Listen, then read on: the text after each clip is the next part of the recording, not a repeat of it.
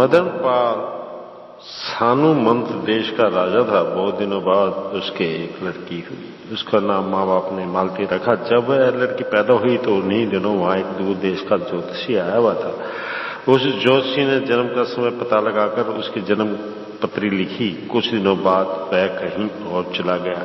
जब मालती 16 वर्ष की हो गई तो उसका विवाह करने से पहले राजा ने उसकी जन्म पत्री जाननी चाहिए। जन्म पत्री की भाषा को ठीक तरह से समझने वाला उस समय कोई न मिला। एक पंडित ने बहुत माथापच्ची के बाद जन्म पत्री को पढ़कर बताया, महाराज, इस जन्म पत्री में स्पष्ट लिखा है कि राजकुमारी के 2 विवाह होंगे। पति विवाह के दिन ही दिवंगत हो जाएगा। यह भी लिखा था कि इसका पति चक्रवर्ती होगा। मुझे ठीक तरह पता नहीं लग रहा है कि शायद ये होगी पहला पति के मर जाने के बाद दूसरा पति चक्रवर्ती होगा, या दूसरे के मरने से पहले पहला चक्रवर्ती होगा। मदनपाल ने पहले ही अपनी लड़की का इंद्रदत्त से विवाह निश्चित कर रखा था। अगर भाग्य ने साथ दिया तो इंद्रदत्त चक्रवर्ती हो सकता था, परंतु लड़की की जन्मपत्री में 2 विवाह थे, इसलिए उसने इंद्रदत्त से शादी करने से पहले मालती की किसी और से शादी करने की ठानी। उसने अपने मंत्रियों को भी यह बताया। उन दिनों सानुमंत शहर में कहीं से 3 पागल आए हुए थे। एक कहा करता, यह सब अजीब है। दूसरा कहा करता, देवायंत। और तीसरा ये पागल कहता था, कोई किसी का नहीं है। ये पागल इसके सिवा कुछ ना कहते। दिन भर शहर में यही बकते फिरते। कोई भोजन देता तो खा लेते, शाम होते होते मंदिर में जाकर मंडप में सो जाते। मंत्रियों ने राजा को यह सब बात बताई। उनमें से एक ने कहा, महाराज, आज हम राजकुमारी को दुल्हन बनाकर मंदिर ले जाएं, जैसे पूजा करने के लिए जा रहे हैं, और वहां ईश्वर के समय उनमें से एक पागल के साथ चुपचाप राजकुमारी का विवाह करते। बाद में असली विवाह तो होगा ही। इस तरह करने से जन्मपत्री में लिखा हुआ दोष भी हट जाएगा और सुख से विवाह भी हो जाएगा। जब सारा शहर सो रहा था तो मालती को दुल्हन बनाकर वे मंदिर में ले गए। मंडप में सोए हुए किसी एक पागल को उठा लाओ, मंत्री ने सैनिकों से कहा। सैनिक पागलों में से सबसे छोटे पागल को उठाकर ले आए। यह देवांत कहने वाला पागल ही था। पुरोहित ने जल्दी 2-4 मंत्र पढ़े और मालती की देवांत कहने वाले पागल के साथ शादी कर दी। तब मालती को दरबारी वापस ले आए। पागल फिर जाकर मंडप में सो गया। अगले दिन ही असली विवाह था। बड़े धूमधाम से विवाह हुआ, परंतु ना जाने क्या मालती को यह विवाह नकली लग रहा था और उसको मंदिर में क्या हुआ विवाह असली मालूम हो रहा था। उस दिन दरबार में जो गुलछर्रे उड़े उनकी हद ही ना थी। दिन भर दावतें होती रही, नाच गाना चलता रहा। दावत खाते खाते दूल्हा यह कहकर चला गया कि उसकी तबीयत ठीक नहीं है। थोड़ी देर बाद ही उसको मूर्छा सी आ गई और उसी मूर्छा के कारण वह मर भी गया। जहां शादी की खुशियां मनाई जा रही थी वहां मातम मनाया जाने लगा। यह देख मदनपाल भी मूर्छित सा हो गया। मंत्री ने विवाह के लिए निमंत्रित एक दक्षिणातय पंडित के पास जाकर मालती की जन्मपत्री दिखाई। पंडित ने जन्मपत्री पढ़कर कहा, इस लड़की का दूसरा पति मर जाएगा और पहला चक्रवर्ती बनेगा। मंत्री घबराया हुआ भागा राजा के पास गया और उसने उससे ये बात कही, मेरे पास ज्योतिषियों और जन्मपत्रियों के बारे में कुछ ना कहो। ये ज्योतिषी भूत तो ठीक बताते हैं, पर जब भविष्य के बारे में बताना होता है तो ये बगले झटकने लगते हैं। यह पागल क्या चक्रवर्ती बनेगा? राजा ने गुस्से में कहा। मंत्री ने यह जानने के लिए कि वे पागल है या चले गए हैं, मंदिर की ओर आदमी दौड़ाए। उन लोगों ने आकर बताया कि वहां कोई ना था। अंतपुर में मालती भी ना दिखाई दी। किसी को ना मालूम था कि वह राजमहल से कब गई और कहां गई। यह पता लगते ही इंद्रदत्त की मौत हो गई।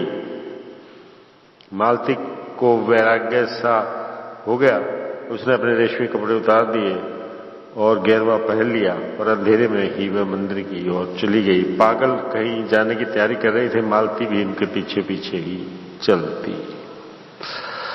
पागल जंगल गांव कस्बों से होते होते बहुत दिनों तक जयंत नगर में पहुंचे। मालती भी उनके पीछे पीछे चलती जाती। जब वह रुकते तो वह भी रुक जाती। जहां उनको खाना मिलता तो वह भी खाना खा लेती।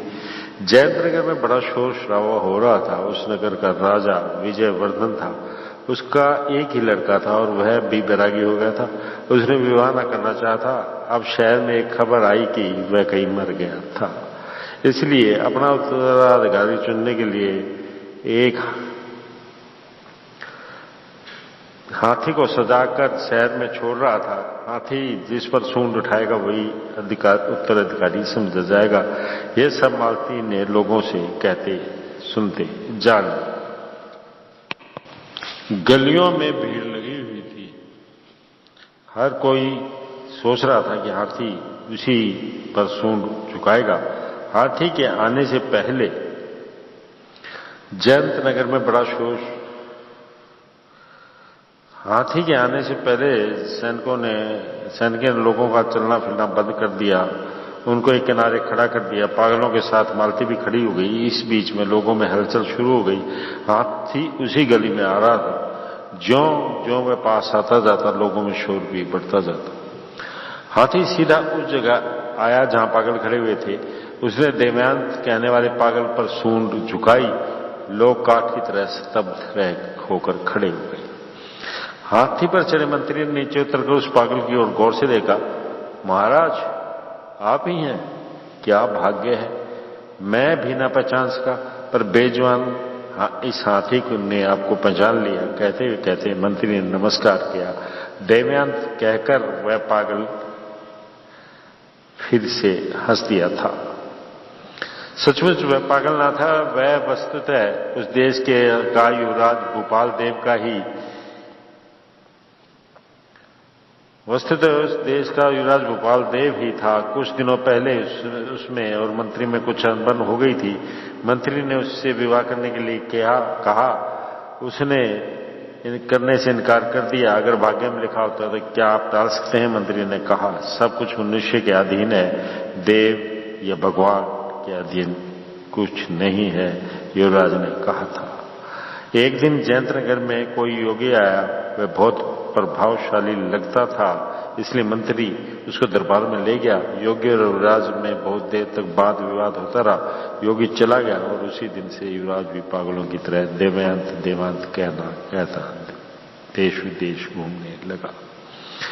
कुछ दिनों तक उसका ठिकाना भी किसको ना मालूम था। जब भोपाल देवांत कहता इधर उधर फिर रहा था तो उसको दो और पागल मिले। उनमें से एक जो यह कहता था सब अजीब है, सब अजीब है, वह एक उच्च कुल का ब्राह्मण था। पत्नी को वह विचार करता देख वह पागल हो गया था। दूसरा किसी बनिए लखपति का लड़का था। उसने देखा कि उसके सब सगे संबंधी उसकी मौत का इंतजार कर रहे थे ताकि वह उसका धन हड़प सकें। वह भी पागल हो गया था और किसी का नहीं कहता इधर उधर फिरने लगा। ये तीनों अब एक साथ ही थे। मंत्री, जो तुमने कहा था वही हुआ। भगवान के अधीन होने के कारण मेरा विवाह भी हो गया। अगर आपको मेरी बात पर विश्वास ना हो तो हमारे साथ आने वाली इसी योगिनी से पूछ लीजिए, भोपाल देव ने कहा। तब मालती को मालूम हुआ कि देवयांत कहने वाला ही उसका पति है और मंत्री ने उसको नमस्कार किया और युवराज और रानी को हाथी पर चढ़ाकर राजमहल ले गया। मालती न केवल चक्रवर्ती की पत्नी ही बनी अपितु वह अपने पति के साथ सुख से रहकर कई बार बच्चों की मां भी हुई। तो इसे कहते हैं किस्मत का खेल और ये पागल की किस्मत का खेल। कैसी लगी कहानी बताइएगा जरूर।